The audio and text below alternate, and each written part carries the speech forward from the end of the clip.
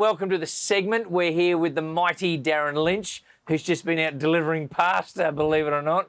Hey, welcome to the program, mate. Fantastic. I've known you probably for about 10 years, so I must declare that I haven't had a beer with you once or twice. Yes. But tell me about your resume in the Northern Territory. I don't even know. Are you an NT boy? Yeah, not fully NT.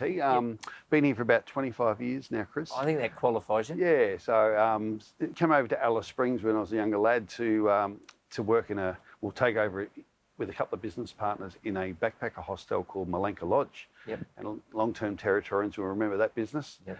So we took that over and started running that, and then started a tour company called Adventure Tours Australia. So that was my introduction to the Territory. We had a business there for about 14 years.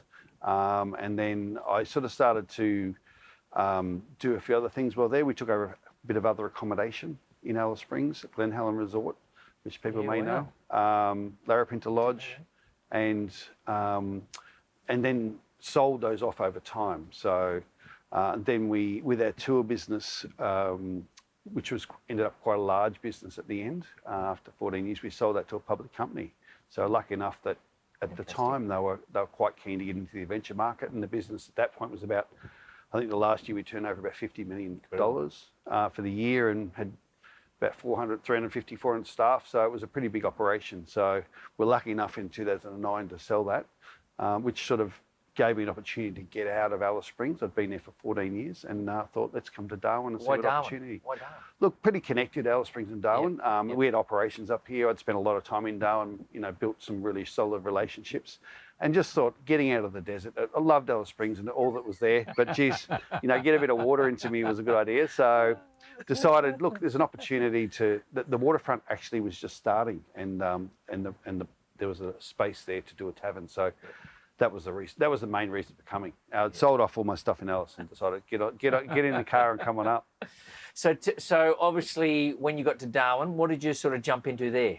Look, for the first year and a half, we were designing and getting liquor licenses for the two venues that we have down here, the Wharf One Food and Wine. At the stage, it was called Alito, and also about 2 years after that, we started the Precinct Tavern, which took a couple of years to get through all the ducks in a row, whether it was design issues, because they were two greenfield or two cold shells, which means they've never been used before as a hospitality outlet. So, they're quite significant sizes. So it's a big fit out, and you've got banks and you've got liquor licensing and design and all that. So it's actually quite a complex job designing hospitality venues and then working out how you're going to operate them. So that took a couple of years to get all those things in a row. And we opened up Alito, which is now Wharf One, first. And that was with a business partner, Jimmy Shue. Yep. So tell me this, talking business, a lot of guys I speak to, kind of with your experience, there's obviously something that motivates you and makes you get out of bed. And and it's obviously, profit is critical. You can't be in business without profit. It just doesn't work. But it sounds like that's not what makes you get out of bed. No, I don't think many people in business. It's a hard slog. Business doesn't matter which industry you're in. Ours, I guess, hospitality is a bit of a nice lifestyle type business, but it's hard work. There's just like every other business. There's work to do every single day on a number of areas, and I guess my thoughts is I really enjoy giving people great experiences, and if that's the reason we get up and we build it, I feel that if we can create some great spaces for people to enjoy, that the profit will come after that. So I'm really conscious of customer experiences and ensuring we keep setting the bar higher to give people better experiences. Yeah, I mean, one of the things that can't hide is your passion and your energy. You're pretty motivated. Obviously, everybody's world's been blown apart at the moment, okay? And it quite honestly feels like there's a bit of a freight train coming towards us and not light at the end of the tunnel. So one of the things that I saw very early on was that you branched off, and it looks like just started a new business or a divisional, and you've just been out delivering pasta. Tell me about that. Well, Chris, we sat there with the Kavanagh having a meal, Penner and I, on the night Scotty Morrison told us that we're closing our doors the next day. And we thought, well, what are we going to do? Our first thing was, what do we do with our team? Yep. So we spent the day working out a strategy, what we could do with them. Yep. Was it worth, because they gave us an opportunity to do takeaway, was it worth doing that? Worked on that strategy. But felt because where we're positioned at the waterfront, it's a long distance from the road, and it was going to be clunky at best to get people to change it and make it profitable to do it. Because we've just come through 3 pretty average months. The wet season's the worst 3 months of the year for us in hospitality, and we've just got through that, and so we're a bit battered after that. And we just sat there the next morning, thinking about ways of keeping people employed was the number one thing. We'd purchased a pasta machine about a year and a half ago from Italy, which can do, quite a lot of pasta. And we thought, well, that's one way we can keep our chefs employed. We'd always sort of considered selling it outside of our own venues, but my thought was, it gives fresh pasta in our own venue was one of our key points of difference to our competitors. Perfect. So I thought, we're not going to do it, but now we're not open. Let's just pick up the telephone and make a few calls and see if someone will sell it. So we know a couple of IGA owners, and we thought, let's just see if they're willing to take it on. So they were kind enough to say yep. So we sat there, and Pina was on Canva designing a logo. We chose a name, believe it or not, in about 1 hour or less. The font, the colours, the whole lot was done in less than an hour. And so we've ended up with Bella Fresh Pasta that just was created from between 10 o'clock and 11 o'clock. We have it done and started printing the stickers that afternoon. So so we had the teams in there. So we employed probably 6 or 7 people straight up to do pasta and do a bit of takeaway, but we found takeaway wasn't going to work for us. So great story. So tell me, there's obviously that's a great story of innovation, creativity, thinking outside the box. I reckon there's a lot of people out here just trying to figure out what's the way forward. Is there any, with your business experience, any advice that you can offer just to business owners, small business, entrepreneurs, people out there, taking into mind our remoteness? Sure. We don't have the volume that Southerners do. Sure. Have you got any advice? Look, I think if I look at what I've done most recently, including the pasta, I've looked at where we're the only people making commercial style pasta in Northern Australia, I believe. I don't know anyone that's making it. So it's a product that people will eat very regularly. They're used to buying it at the supermarket, and it's all dried, and it's multiple months old when they get it. And I don't know if you've tried it, but the fresh pasta and dried pasta are chalk and cheese. So the quality of the dining experience. I knew from what was happening at that time that the families are going to cut their budget on food. So to get a 500 gram bag of pasta, fresh pasta with a simple sauce, you can feed a family for about $15. Yeah. So I thought that's a good way to get into the market. And it was one of the main foods that was going out the doors, toilet paper and that's right. Pasta, wasn't it? Yeah, 100%. You couldn't get it. And that was the other reason. There was none on the shelf. So I thought there's an opportunity there. So if we could make toilet paper, we probably would have as well. I was thinking about getting a 3-ply. Oh, you left yourself open. Mate, I'll get a 3-ply and pull it apart and selling one at a time. But look, I just think it's one of those things that there was a little buzz of it before, and it just, actually, we didn't even think about it. It just happened. Yep. It was like waking up in the morning and going, this is normal, and we haven't overthought to do the pasta. But to answer your question in relation to some advice, if you think about it, it's flour and water making pasta. No one's making it in Darwin or anywhere in the top half of Australia. It's very simple, and we now can penetrate the market and genuinely please people by what we're offering. And I think there are, although it's so simple, there are businesses out there that can be created from something simple that people aren't doing right now. So that's probably the thing. Look at a market that, don't just get into what everyone else is doing. Look at a point of difference and really focus on the point of difference. Do it properly, execute it well at a high level, and there's a chance you'll be successful. Creating opportunity. 100%. Yeah. Hey, listen, while I've got you, let's digress. So you've obviously been in hospitality many years, all right? What I want to ask you is, if you order a rare steak, all right, I'm going to throw you right in, order a rare steak and it comes out well done, what do you do? Look, I'd just ask the waiter to pop back into the kitchen and ask them to give me a new steak. I couldn't eat a well-done steak.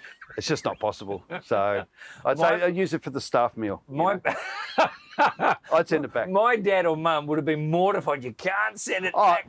Yeah, look, it's respectful. It's the waiter. You say, sorry, waiter, I'm not sure, maybe there was a mistake, something went wrong, or I asked for, send it back, no problem. I mean, we get it. We get, people going from a medium to a medium rare and not being happy. So, look, it's okay, and in all reality, not too many restaurants would have that issue, but I'd send it back. All right, and just really quickly, in the market at the moment, I know capital is something that not a lot of everybody have to risk. Yep.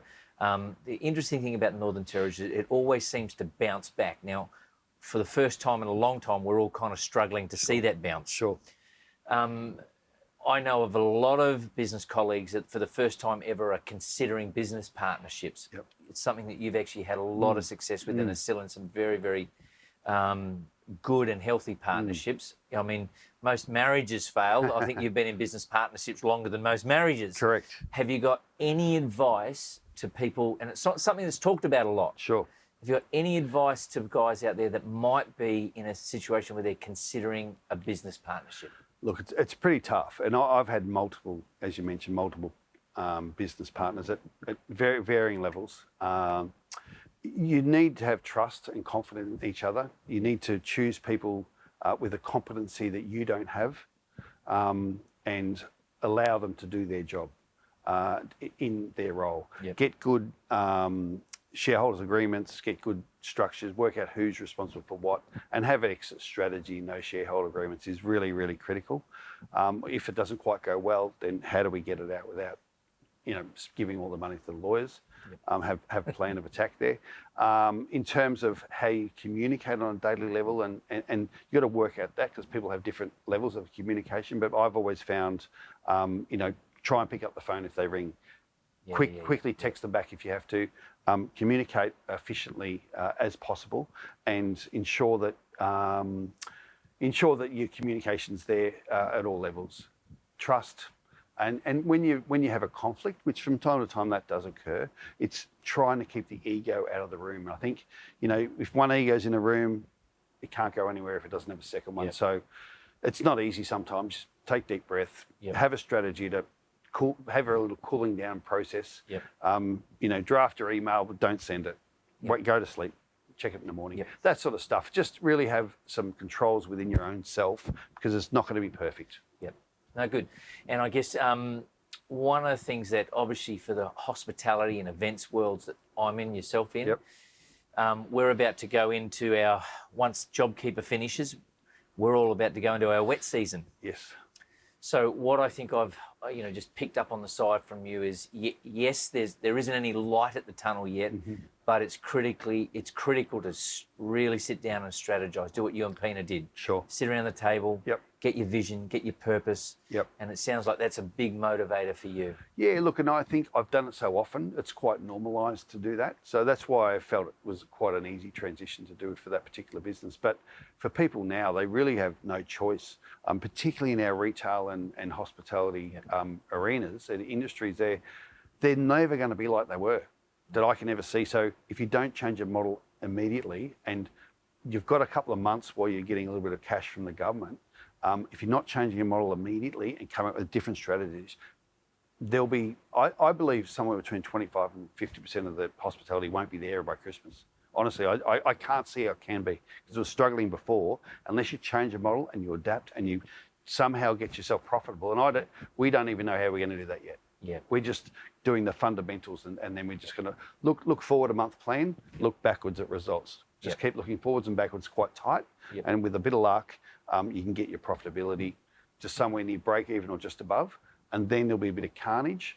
Yep. And then hopefully that will mean whoever's left and can afford to trade, Yep. can trade. We're fortunate. We've done it for 10 years, so we don't have the big, financial overheads that others have. So we're pretty right ourselves. But I'd say to our team, I had a meeting with our head chef this morning saying, it's rethink it, mate. What you've been taught for the last 25 years of operation, we're flipping it upside down. Yep. We're going to come to you with ideas. How can we do things where it can be competitive in the marketplace? So speaking of flipping it upside down, the laws of 1.5 metres in hospitality completely contradict the idea of going to have a meal. So what strategies, what thinking, is the jury still not out on this? How's that going to work if we're all going to go out for a birthday party and the table ends up being 30 metres long? Yeah. How are we going to do this? Look, you actually can't. I mean, we had an incident on the weekend where a group of 10, 2 more people arrived and pulled a table across, and the police come and told us to separate it. So that's just the fact. That's what they're doing. They're policing it to that level. Wow. So you've got no choice but to do it. So we've got bookings now with 20 people. We're saying, guys, you've got to be on 2 tables. And that's just it. So the fundamentals of hospitality and service and why people go out to enjoy a social environment is fundamentally flawed in this current time. That's why you've got to change your model. But you've got to be firm with the rules, but be, conscious of people that they're trying to have an experience as well. So it's super tough. And, our wage costs last week were 55%. Now, that's unsustainable. So 100%. how do we fix that? We're actually changing our service process. And, we were spraying people's hands before they used the FPOS machine because we were going to that level. We had stickers and signs, and we were 1 hour and 50 minutes, guys, you got 10 more minutes. So we were doing everything by the book to the detriment of our customer experience and our revenue. Yeah. So it's actually unsustainable. And I honest to God, think a number of businesses should not open for a period of time because the ones that do open then can get a little bit of profit. And look, it's easy for me to say that, but for people not to get up and operate, it's nearly impossible to be really successful if you follow the conditions right now. Yeah.